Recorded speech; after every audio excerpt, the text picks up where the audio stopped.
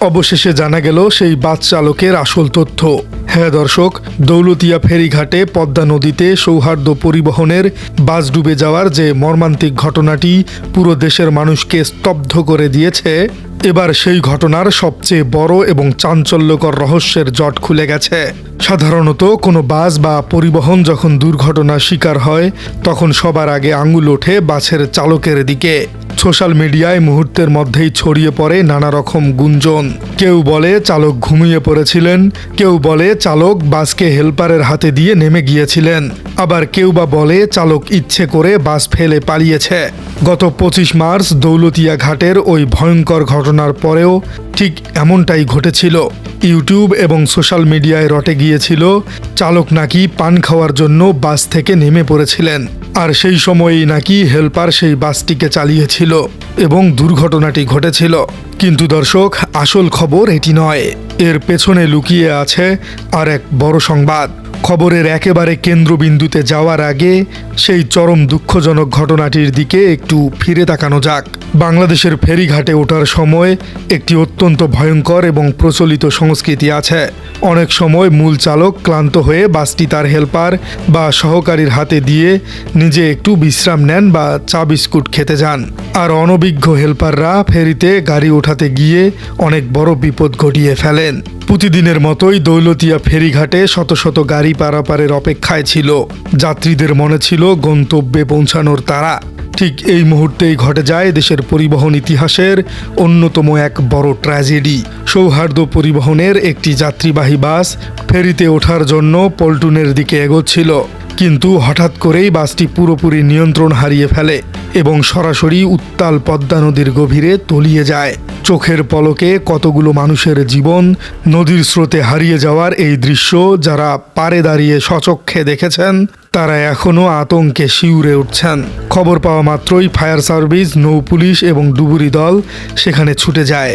শুরু হয় এক শ্বাসরুদ্ধ উদ্ধার অভিযান। কিন্তু এই ঘটনার পরপরেই সবার মনে একটাই প্রশ্ন জাগে, বাসটি নিয়ন্ত্রণ হারালো কেন? আর সেই মুহূর্তে স্টিয়ারিং হুইলে কে বসেছিল, ড্রাইভার নাকি বাসের হেল্পার? বাংলাদেশের ফেরিঘাটে ওঠার সময় একটি অত্যন্ত ভয়ঙ্কর এবং প্রচলিত সংস্কৃতি আছে। অনেক সময় মূল চালক ক্লান্ত হয়ে বাসটি হেল্পার বা সহকারীর হাতে দিয়ে নিজে একটু বিশ্রাম নেন বা চা বিস্কুট খেতে নিচে নামেন, আর অনভিজ্ঞ হেল্পাররা ফেরিতে গাড়ি ওঠাতে গিয়ে অনেক বড় বিপদ ঘটিয়ে ফেলেন। সোশ্যাল মিডিয়ায় অনেকেই দাবি করেছিলেন যে সৌহার্দ্য পরিবহনের ক্ষেত্রেও নাকি ঠিক এমনটি ঘটেছিল, কিন্তু আইনশৃঙ্খলা রক্ষাকারী বাহিনী এবং উদ্ধারকারী দলের চূড়ান্ত রিপোর্ট যে তথ্যটি বেরিয়ে এসেছে তা এই সমস্ত গুঞ্জনকে এক নিমিষেই উড়িয়ে দিয়েছে। জানা গেছে বাসটির স্টিয়ারিংয়ে কোনো অনভিজ্ঞ হেল্পার ছিল না। বাসটি চালাচ্ছিলেন খোদ মূল চালক আরমান খান। তার বয়স মাত্র 31 বছর। সবচেয়ে গুরুত্বপূর্ণ বিষয় হলো আরমান খানের একটি সম্পূর্ণ বৈধ এবং পেশাদার ড্রাইভিং লাইসেন্সও ছিল। তিনি দীর্ঘদিনের অভিজ্ঞ একজন চালক ছিলেন। হঠাৎ হেল্পারের হাতে গাড়ি দেওয়ার যে থিওরি বা তত্ত্বটি সোশ্যাল মিডিয়ায় ঘুরে বেড়াচ্ছিল তা ছিল সম্পূর্ণ ভিত্তিহীন।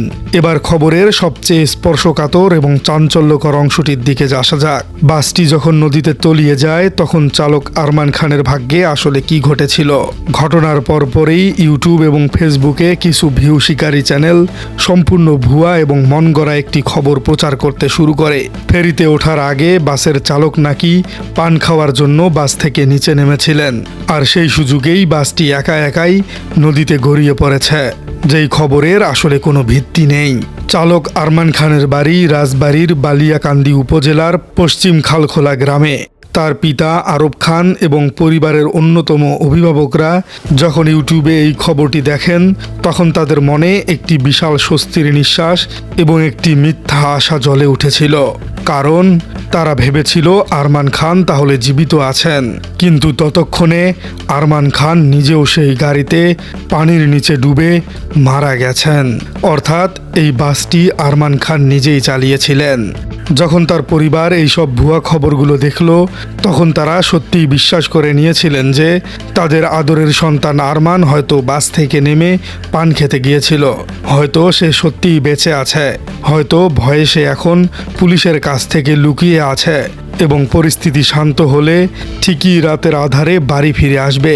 পিতা আরব খান এবং পরিবারের অন্য সদস্যরা এই মিথ্যা আশাটুকু বুকে ধারণ করে পরম করুণাময়ের কাছে শুকরিয়া আদায় করেছিলেন।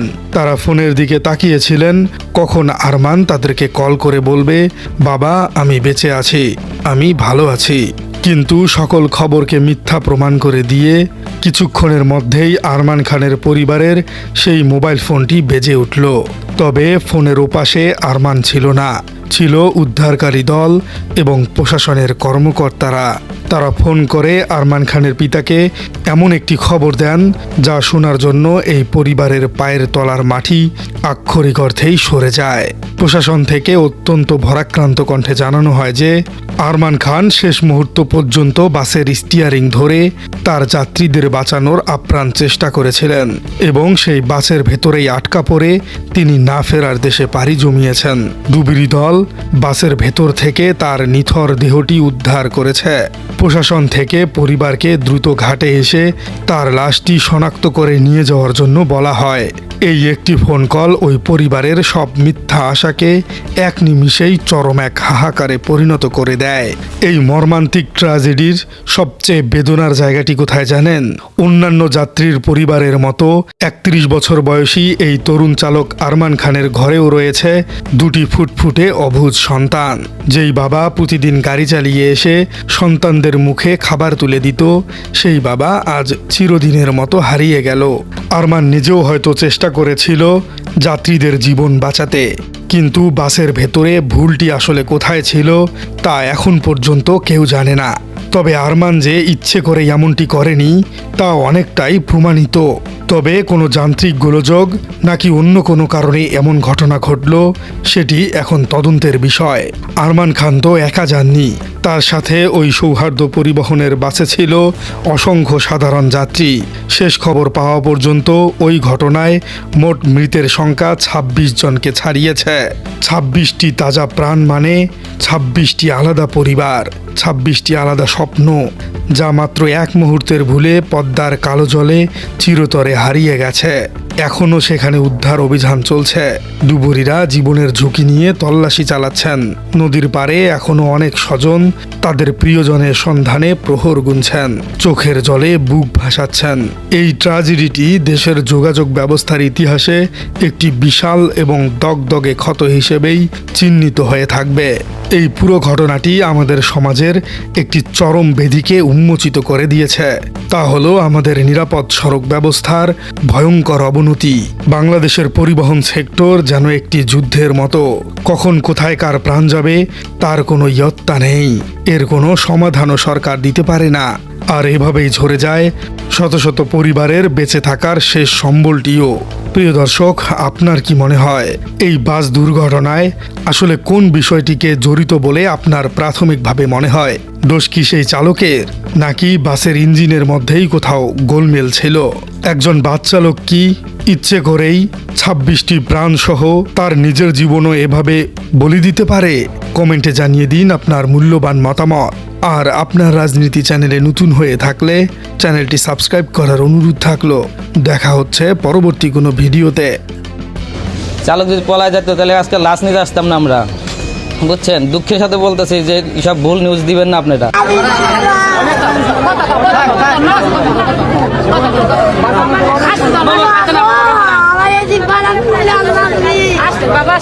সাঁতারও জানতো না, ১৩ বছর বয়স।